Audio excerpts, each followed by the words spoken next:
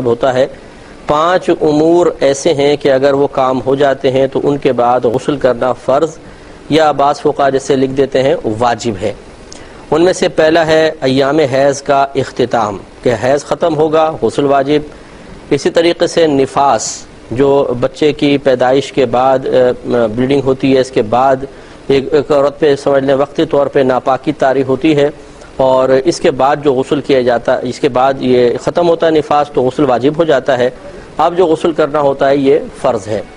تیسرا احتلام ہوتا ہے کہ رات کو سوئے اور غسل فرض ہو گیا، جس کو ہم کہتے ہیں کہ، لیکن اس میں آپ کو بتایا تھا کہ شرط یہ ہوتی ہے کہ صبح جاگنے پر اپنے کپڑوں پر تری پائی،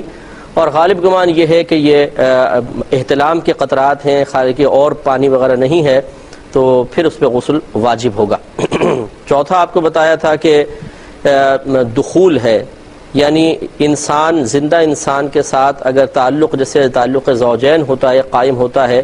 اس میں چاہے ڈسچارجنگ ہو یا نہ ہو، اگر دخول ہے تو پھر اس میں فوراً غسل واجب ہو جاتا ہے۔ اور پانچواں ہوتا ہے کہ جاگتے میں اگر شہوت کے ساتھ، لذت کے ساتھ احتلام ہوتا ہے تو اس سے بھی غسل واجب ہوگا۔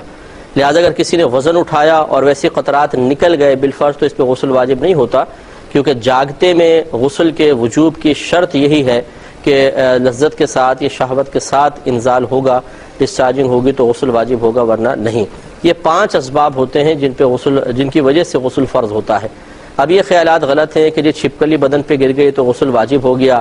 یا مردے کو غسل دیا تو غسل دینے والے پر غسل واجب ہو جاتا ہے، یہ غلط خیالات ہیں۔ چھپکلی گرے تو کچھ بھی نہیں ہے، اور مردے کو نہلانے کے بعد اگر غسل کرنا چاہیں تو فقہا نے مستحب لکھا ہے کہ افضل ہے، کر لیں، نہیں کریں تو ایسا نہیں ہے کہ معاذ اللہ کوئی غسل واجب تھا اور نہ کرنے پر انسان گناہ گار ہوگا۔